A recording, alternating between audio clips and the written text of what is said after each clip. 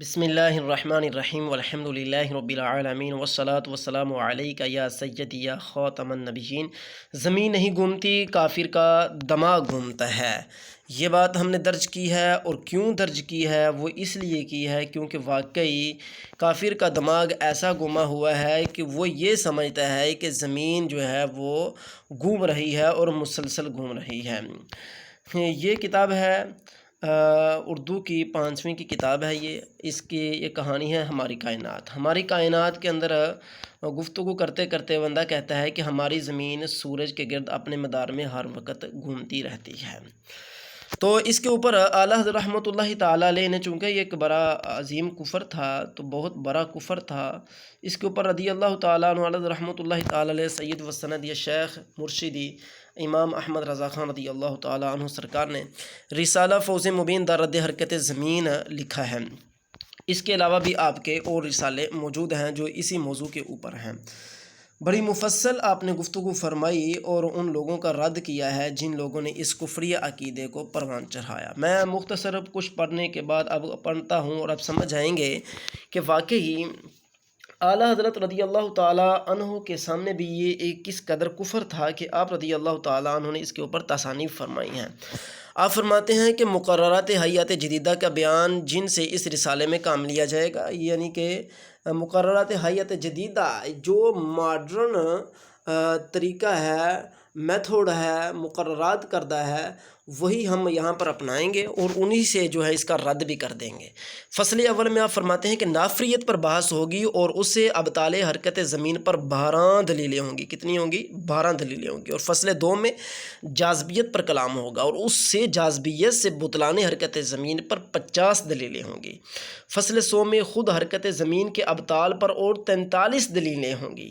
یہ بحمدہ تعالی بطلان حرکت زمین پر 105 دلیلیں ہو جائیں گی، جن میں 15 اگلی کتابوں کی ہیں، یعنی کہ جو آپ نے پہلے کتابیں درج فرمائی، جن کی ہم نے اصلاح و تصحیح کی، اور پورے 90 دلائل نہایت روشن و کامل بفضلہ تعالی خاص ہمارے ایجاد کیے ہوئے، یعنی کہ اعلیٰ حضرت رضی اللہ تعالیٰ عنہ کے ایجاد فرمائے ہوئے ہیں۔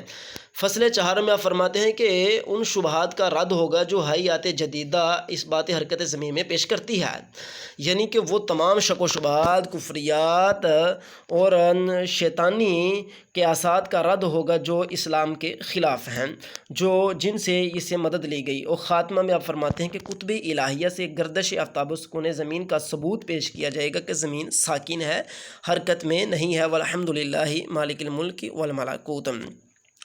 آئیے اب وہ اسی کتاب کی طرف آپ چلیں۔ یہ کتاب ہے، دیکھیں، یہ جناب والا اس کی کہانی ہماری کائنات۔ اس کے اندر جگہ جگہ، بلکہ آپ نے بھی پڑھا ہوگا یار، کہ وہ کہتے ہیں ہماری زمین سورج کے گرد اپنے مدار میں ہر وقت گھومتی رہتی ہے۔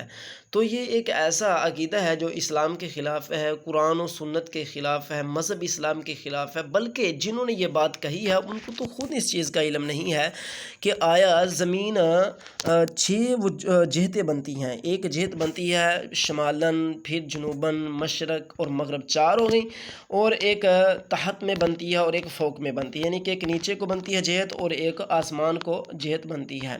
تو ان جہتوں میں سے کس جہت میں سورج گھومتا ہے ذرا ہمیں بھی بتائیں۔ پھر یہ بھی بتائیں کہ سورج انڈے کی طرح گھومتا ہے، سورج لمبائی میں گھومتا ہے، سورج چڑھائی میں گھومتا ہے، یعنی کہ گھومنا ایک ہوتا ہے، یعنی کہ حرکت کرنا، تو پھر وہ حرکت جو ہے وہ چڑھائی میں ہوگی، لمبائی میں ہوگی، آخر کس میں ہوگی؟ اور یہ دیکھیں اردو کی برائے جماعت پنجم کے لیے کتاب ہے، یہ پاکستان کی چھپی ہوئی کتاب، اس کے اندر بلکہ دیگر جگہ پر ایسی ہی باتیں چھپی ہوئی آپ کو مل جائیں گی۔ تو یہ قرآن و سنت کے خلاف ہے، اسی لیے ہم کہتے ہیں کہ یہ علامہ اقبال رحمۃ اللہ تعالیٰ علیہ فرماتے ہیں، اور یہ اہل کلیسا کا نظام تعلیم فقط ایک سازش ہے دین و مروت کے خلاف، باقی ترقی نہیں ہے۔ یہ قیاسات اپنے پاس لگائے ہوئے کروڑوں روپیہ خرچ کر کے مسلمانوں کو لا دین بنایا گیا اور سیکولرزم بنایا گیا ہے اس سے، اور اسے دین کو تباہ کر کے ایک ایسے فرقے کی بنیاد رکھی جسے نیچری کہتے ہیں، اور نیچریت اس وقت ہر طبقے میں، ہر کلاسیفیکیشن میں پائی جا رہی ہے۔ لوگ نیچریت اتنے مضبوط ہیں کہ وہ اپنے آپ کو اسلام کہنے کے ساتھ ساتھ ان کفریہ عقیدے پر بھی عقیدہ رکھتے ہیں، الا ماشاء اللہ جس کو رب بچا لے۔ دعا ہے اللہ تعالیٰ ان تمام کو ہدایت عطا فرمائے۔